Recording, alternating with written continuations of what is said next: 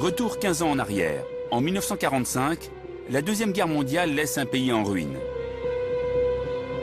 Maisons et usines détruites, 441 000, soit 18%. Outillage industriel détruit, 40%. Locomotives et wagons détruits, 65%. Cargo coulé, 87%. Il faut relancer l'économie. Et l'industrie sera le fer de lance de la reconstruction. En 1946, le gouvernement lance un plan d'un nouveau genre, le plan Monnet, du nom de son créateur, Jean Monnet. Dans le sillage du plan Monnet, de nombreux autres plans sont mis en place par l'État. Et l'un d'eux va permettre au pays de passer à la vitesse supérieure. Il concerne ces industries hautement stratégiques que sont l'acier et le charbon. Deux secteurs primordiaux qui ont permis aux différents pays de s'armer durant la Seconde Guerre mondiale et qui sont incontournables pour la reconstruction. Pour protéger et développer cette industrie, l'État se lance dans un plan très audacieux pour l'époque. Le ministre des Affaires étrangères, Robert Schuman, propose de mutualiser les ressources minières de la France avec celles de ses voisins, et notamment avec celles de l'ancien ennemi germanique.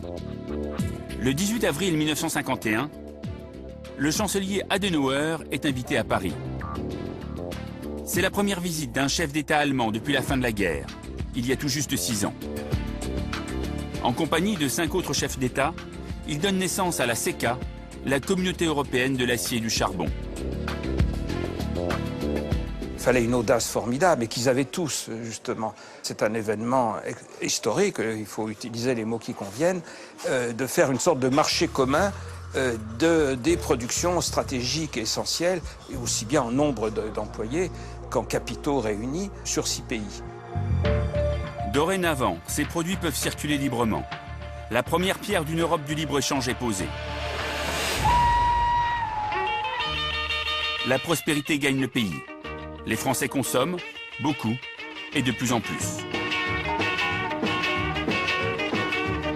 La productivité doit suivre. Les chaînes de montage venues des États-Unis se sont généralisées. Le rendement en a été multiplié par 4 et l'industrie française est en plein essor. À tel point qu'en 1957, quand la reine d'Angleterre vient en visite officielle, ce sont les usines Renault et ses chaînes de montage d'avant-garde qu'on lui fait découvrir avec fierté. L'usine est alors considérée comme un des chefs-d'œuvre techniques du siècle.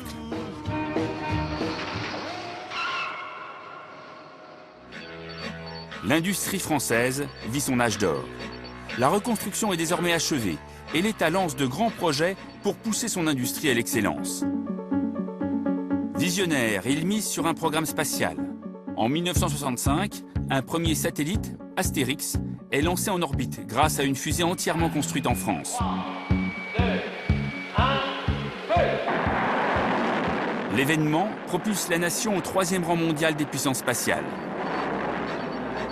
Toujours sous l'impulsion de l'État, l'industrie française se distingue dans l'aéronautique, en participant à la création du premier avion de ligne supersonique, le Concorde. En parallèle, les ingénieurs de Toulouse dessinent déjà un premier Airbus, l'ancêtre de notre fierté nationale d'aujourd'hui, l'A380. Les projets de transport à grande vitesse se multiplient, comme cet aérotrain entre Paris et Orléans, qui sera bientôt abandonné au profit du TGV. Dans les campagnes françaises, les villageois voient défiler de drôles d'engins, car on assemble les premières centrales nucléaires. Là encore, c'est une décision politique de l'État qui crée cette nouvelle industrie. En un peu moins de 15 ans, une dizaine de réacteurs surgissent de terre et fournissent une nouvelle source d'énergie à la nation. Partout, les lignes électriques tissent leur toile, comme d'ailleurs ces nouvelles autoroutes, grâce auxquelles le réseau routier maille désormais le territoire. Au début des années 70, l'industrie française est à son apogée.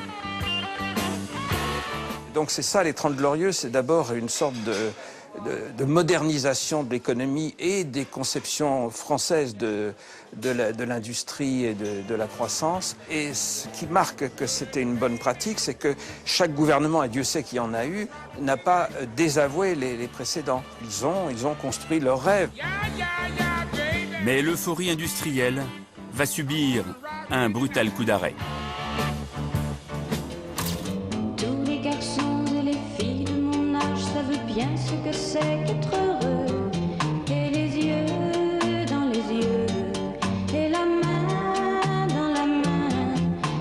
l'orée des années 60 voit naître un phénomène qui va profondément marquer la décennie. L'invention de l'adolescence en tant que classe sociale. Elle est la première génération à n'avoir connu que les 30 Glorieuses. Sa montée en graine est directement corrélée au taux de croissance. Elle profite sans complexe de l'enrichissement général. Elle est consommatrice avant d'être productrice, dépensière avant d'être électrice.